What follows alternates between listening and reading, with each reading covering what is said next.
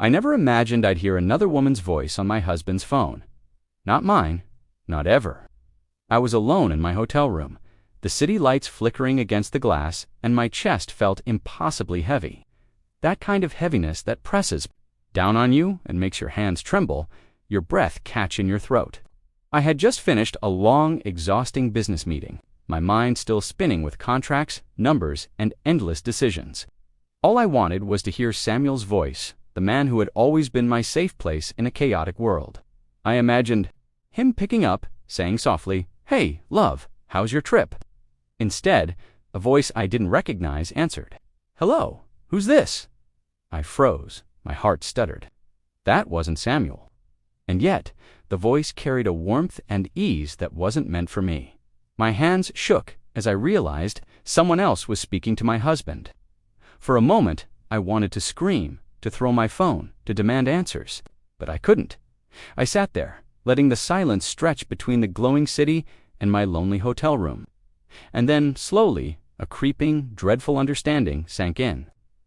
Samuel, my kind, devoted, humble husband, was talking to another woman. Not out of cruelty, at least, not yet. No, this voice wasn't just another woman. It was Lillian, wealthy, poised, confident, everything our simple life could never be. I didn't hang up. I couldn't.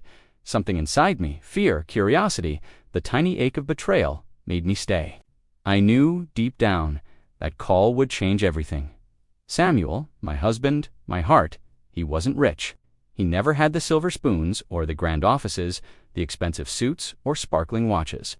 What he had was his hands, his gentle eyes that always searched mine for reassurance, and a heart that refused to see the world as cruel, even when the world had been cruel to him.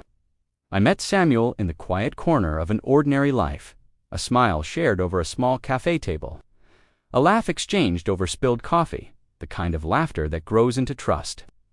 He worked in a small bookstore tucked away on a narrow street, a place that smelled of old paper, vanilla, and warm light. And I came from a world entirely different. My father, Mr. Samuel, was a billionaire.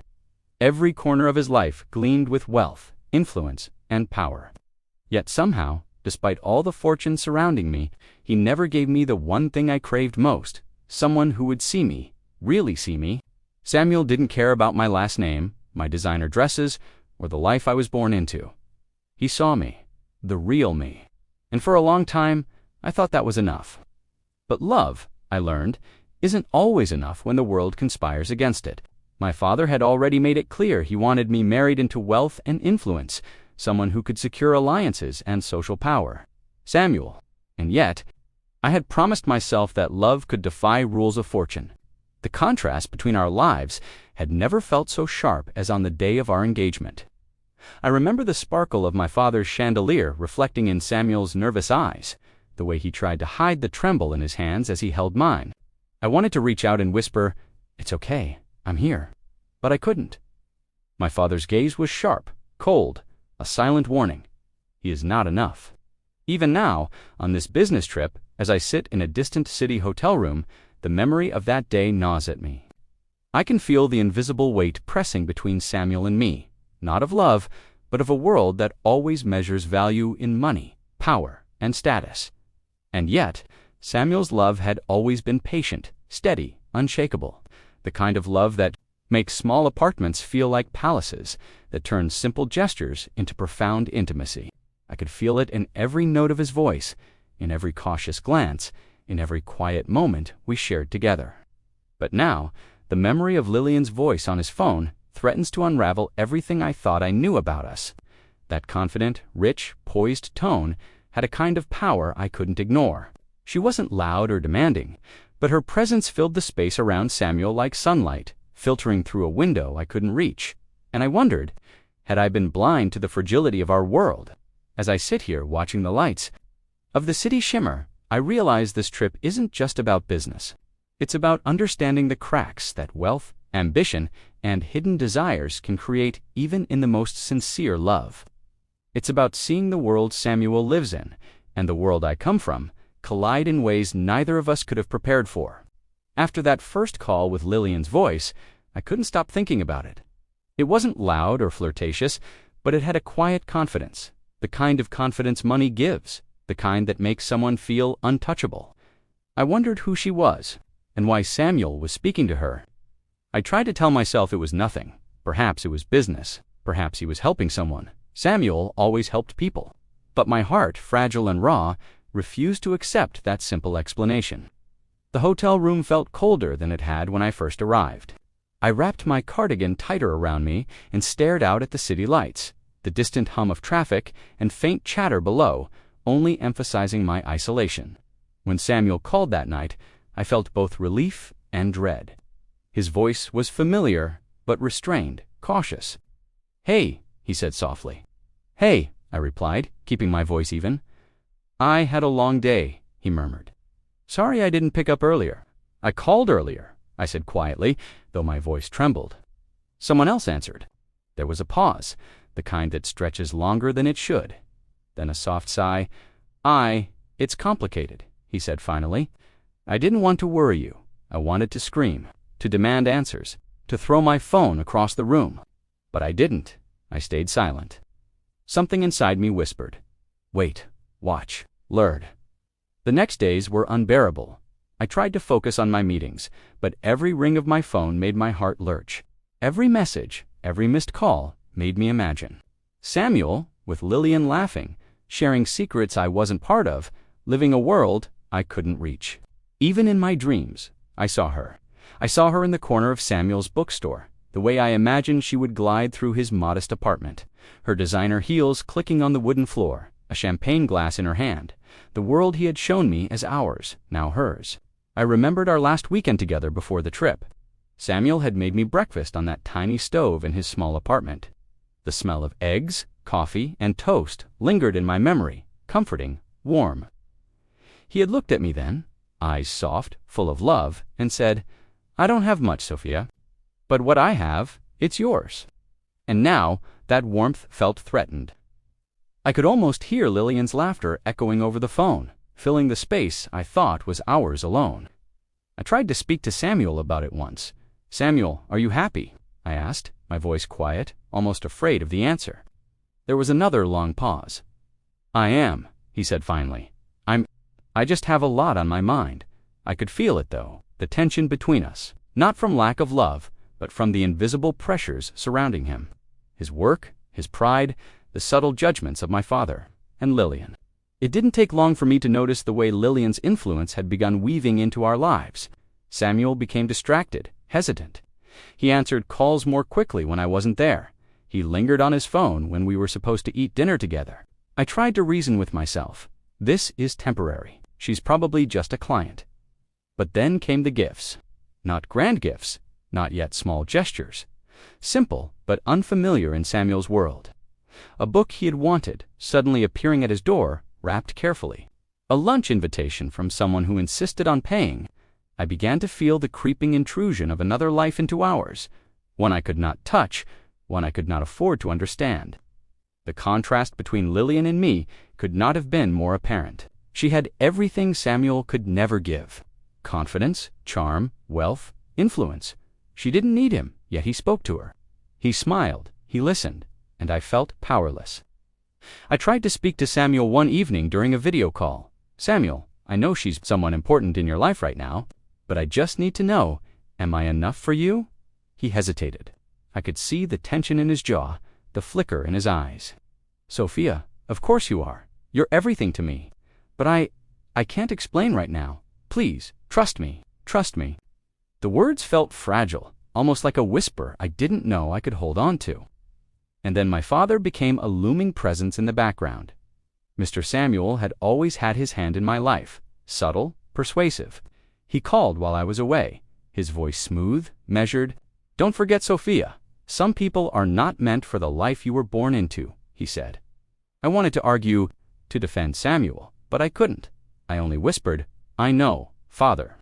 That call was a turning point in its own way. The seeds of doubt and pressure began to sprout in Samuel's world, just as Lillian's presence was starting to take root. It wasn't malicious, I realized. It wasn't necessarily betrayal, it was survival, ambition, and the unrelenting pull of wealth in a world that rewards it above all else. The distance between us widened. When I returned from my trip, I felt it immediately. Samuel greeted me at the door, smile faint, eyes apologetic. He held me close, and yet there was something unspoken, a shadow between us I could not name. I noticed the way he checked his phone, even when I was sitting next to him, the quiet laughter escaping his lips at a message. And when he didn't answer my question about Lillian, when he said only, "It's complicated," I realized our world had changed. It wasn't just Lillian, it was everything she represented. The life Samuel might choose, the life I couldn't give, the life my father had always wanted for me. Every moment together became charged with tension. Small gestures, a hand on my back, a glance, a soft touch, were layered with uncertainty. I tried to focus on our love, the bond we had built in our modest apartment, in small moments of laughter and comfort. But the outside world was creeping in. The turning point, I now see, was inevitable. I could feel the weight of ambition, wealth, and pride pressing on Samuel from all sides. And I knew, quietly, that the next choice he made would determine everything, not just for him, but for us, for me, for the life we had promised each other. By the end of that week, it became clear. Samuel wasn't betraying me with malice. Lillian wasn't a rival in the way I had feared, but she was testing him, testing our love, testing the strength of his heart against the allure of wealth and power. And Samuel, he was faltering, caught between worlds. I watched him from across our small apartment, silent, observing. Every hesitation, every glance, every small smile to a text became a story I had to read. My own emotions tangled love, fear, jealousy, and a quiet determination that I would not let this story end without my own voice being heard. The rising conflict wasn't loud. It wasn't explosive. It was quiet, patient, suffocating. A tension that wrapped around us, around our love, around the fragile dream of a life together, slowly tightening, testing us both. And I realized in that silence, in that stillness, that the hardest part of love is not the betrayal of the heart, but the betrayal of trust by the world around us. It all came to light one quiet evening. The apartment was bathed in the soft orange glow of the setting sun, the hum of the city outside barely audible. Samuel sat across from me at our small dining table, his hands wrapped around a mug of tea, eyes avoiding mine. The tension that had been building for weeks, almost unbearable, like a storm pressing against glass, finally demanded release. "I need to tell you something," Samuel said, voice low, almost trembling. I nodded, though my heart beat faster than I cared to admit. "I've been waiting." He took a deep breath. It's about Lillian." I could feel the blood rushing to my face, my throat tightening. "Go on," I whispered. "Lillian, she's not what you think," he said slowly, carefully choosing each word. "She's not trying to come between us. She's my father's client. My father, Mr. Samuel, he's been testing me." I blinked, stunned. My mind reeled. Testing him. What did that even mean? "My father, he doesn't approve of me, Sofia. He never has," Samuel continued. "Not because of you, never because of you. Because he thinks I'm not enough for you. And he set this up, Lillian. It was part of his plan. To see if I'd waver. To see if I'd be tempted by wealth, by power. He wanted to know. If I could resist?" I sat back, letting the words sink in. My chest felt tight, but in a different way than before. A mix of relief, shock, and lingering anger. The woman's voice on the phone, the little gestures, the lunches, the small gifts, all a test. "So, you weren't involved?" I asked, my voice barely audible. Samuel shook his head. "No, never. I never wanted her. I never wanted anyone but you, but I had to play along to keep him from interfering. I couldn't risk him taking you away." I didn't know whether to cry or laugh.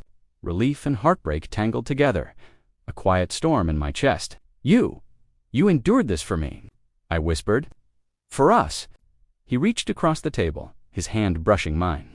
"Always, you're the only thing that matters. Lillian, she was just part of the test." I could feel the tension in my body begin to melt, though not completely. There was still the weight of the past weeks, the silent betrayal I had felt, the fear that Samuel might have faltered. But the truth was clear now. He had never wavered.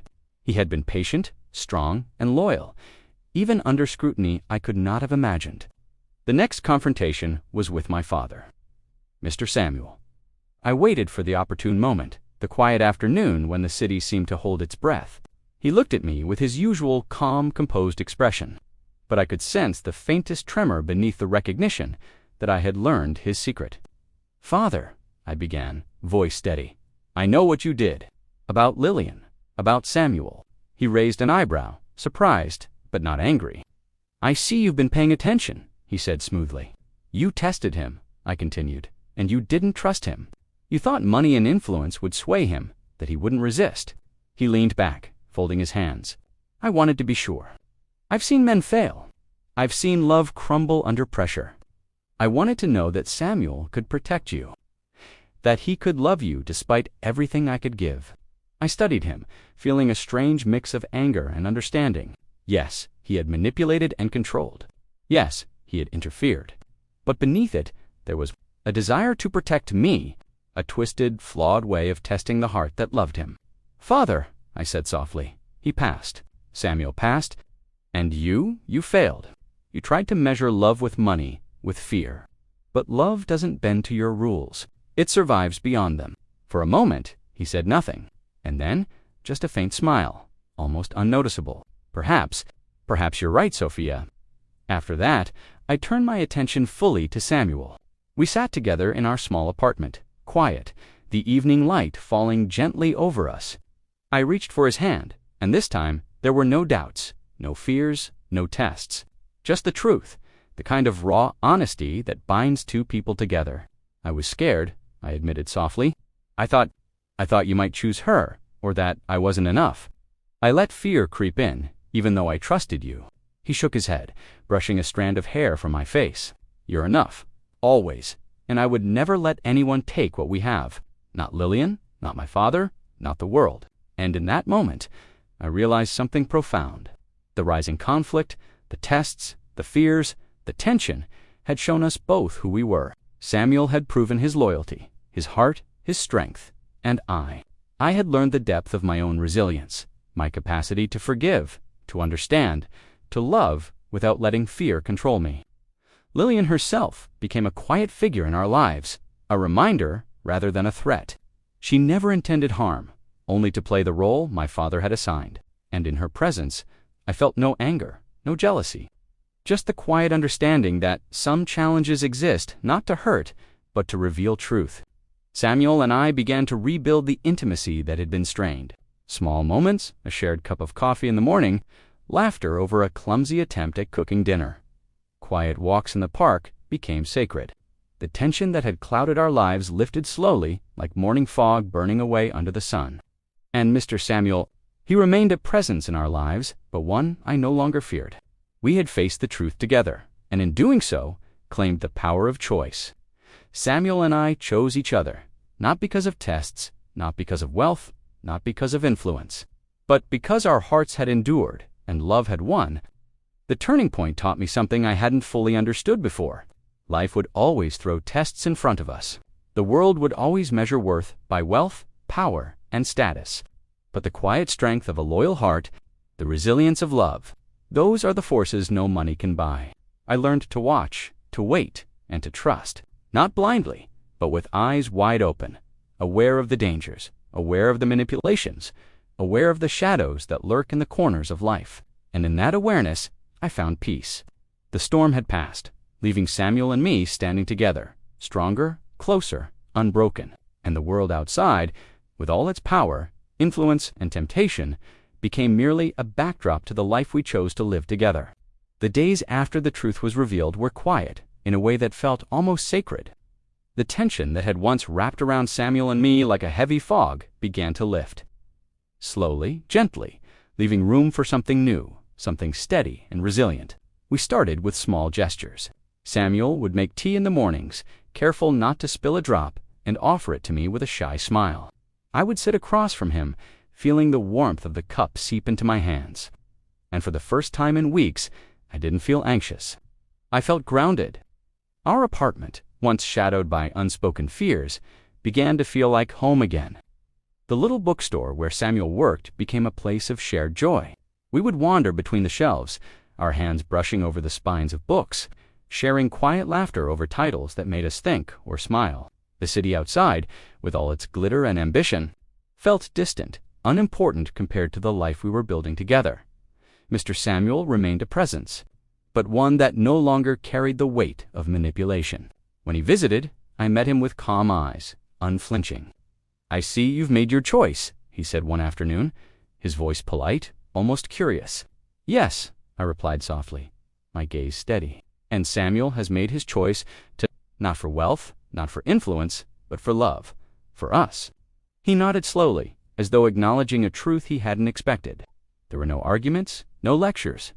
Only a quiet understanding that the power he once held over us could not touch what we had now claimed for ourselves. Lillian became a quiet figure in the background of our lives. She was no longer a threat, no longer a test.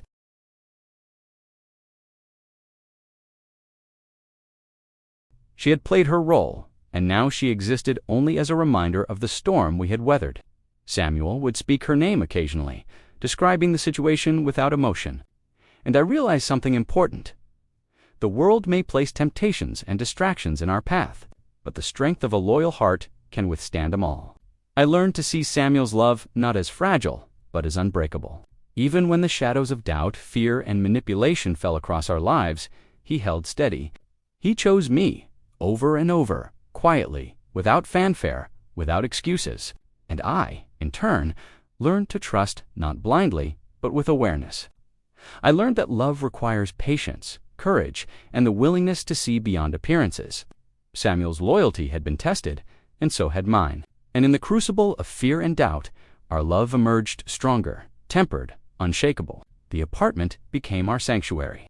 Nights were spent talking quietly, sometimes holding hands in silence, sometimes sharing our thoughts in long conversations that stretched until the city lights dimmed.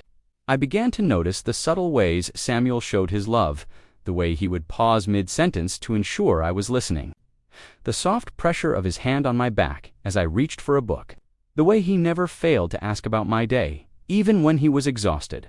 I, too, learned to give more, to step into his world without judgment, to appreciate the small gestures of a life built on simplicity and devotion.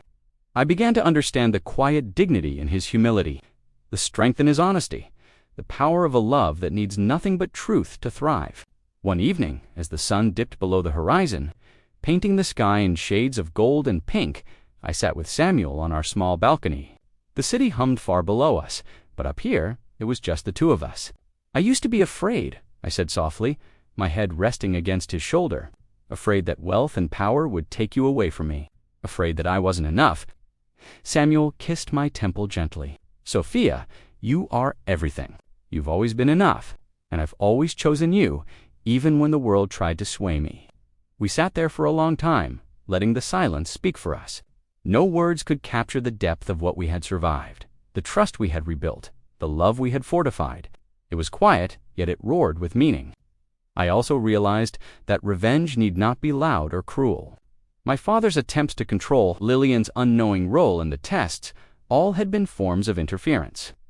Yes, but I found a strange satisfaction in simply choosing peace, in showing that neither wealth nor manipulation could disrupt the bond Samuel and I had forged. I did not seek to humiliate, confront, or punish. Instead, I chose calm, quiet power. I chose to live fully in the life Samuel and I had created, free from fear, free from doubt, free from the shadows of others' ambitions. That, I realized, was the most profound form of strength. To reclaim your own peace, to rise above tests and schemes, and to thrive quietly in love and truth. Our life slowly returned to its rhythm, gentle and fulfilling. Samuel's bookstore became a place where I would sometimes help, arranging books, reading quietly in the corner. I began to write again, letting my thoughts flow onto paper, using the lessons we had learned to shape a life I had once thought impossible. We traveled occasionally, to small towns, quiet beaches, cities where the lights were soft and the pace slow. We didn't need grandeur or luxury. The richness of our connection, the depth of our love, was enough. Even when I heard whispers of Lillian's world, of wealth and ambition beyond what I could imagine, I felt nothing but gratitude. Grateful that Samuel had chosen us. Grateful that we had survived the storm. Grateful that love, quiet, patient, steadfast, had endured. The resolution was not sudden. It was gradual, gentle, and enduring. We rebuilt trust brick by brick, gesture by gesture, conversation by conversation. Each day, the weight of fear and doubt lifted a little more, leaving space for laughter, tenderness, and quiet joy. I learned that love, tested and proven, is not fragile. It is steady, patient, and unyielding. And I learned that sometimes the greatest revenge is simply to live fully, peacefully, and in truth. To thrive without drama, to let the world's schemes wash over you like water off stone, and to remain unshaken. Samuel and I often sat quietly in the evenings, hands intertwined, listening to the city hum below. We spoke little, but everything was understood. We didn't need validation from wealth, from power, or from anyone else. We had proven to ourselves and each other that our love was enough, that our hearts, tested and true, could survive anything. And I, Sofia, finally understood that the most profound strength lies not in wealth, not in influence, not in clever manipulation, but in the quiet, unwavering loyalty of a heart that chooses love above all else. As I sit here now, in the quiet of our apartment, I often reflect on everything we went through. The tension, the fear, the tests, each moment, each challenge shaped Samuel and me in ways I couldn't have imagined. It wasn't just about love. It was about trust, patience, and the strength to endure. I've learned that life has a way of testing the heart. Sometimes those tests come softly, almost imperceptibly. A call answered by the wrong voice, a message left unread, a glance that seems too long. Other times they arrive with the weight of thunder, a father's disapproval, the influence of wealth, the shadow of someone who wants to see you falter. But love, true love, doesn't collapse under pressure. It doesn't bend for fear or falter for temptation. It stands quietly, patiently, resiliently. Samuel showed me that, and in turn, I learned to trust, not blindly, but with awareness, courage, and calm determination. We no longer speak of Lillian as a threat, nor do we dwell on the tests my father once imposed. They are memories now, lessons rather than pain. The world will always present challenges, whispers of doubt, and illusions of choice. But the quiet truth is this: our hearts are our own, and the loyalty and love within them cannot be measured by wealth, status, or power. Samuel and I have rebuilt our lives on trust, on small, ordinary joys, on shared laughter, quiet mornings, and the gentle comfort of presence. The city lights may still glitter outside our window, the world may still rush by, but inside, we are steady, together, anchored, free. Sometimes I think about revenge, the satisfaction of proving someone wrong, the triumph over manipulation. But the kind of revenge that matters is not loud or cruel. The kind that endures is calm, quiet, and peaceful.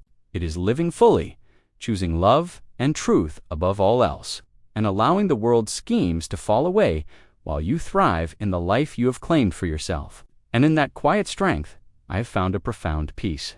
We talk less now about wealth, ambition, or status. Samuel and I focus on the richness of life we have built, not in money, but in love, in understanding, in loyalty.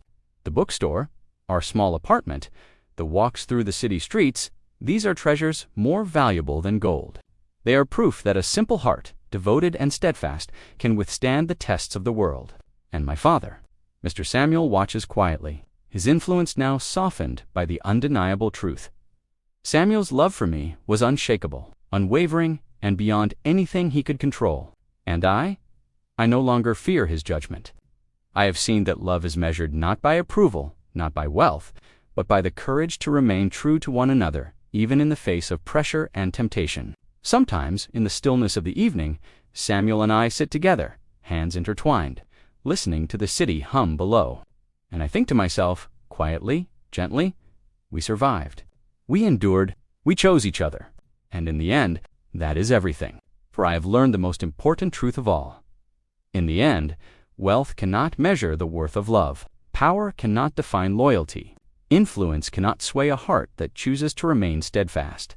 The richest life is the one where love is preserved, trust is honored, and hearts are brave enough to weather storms together.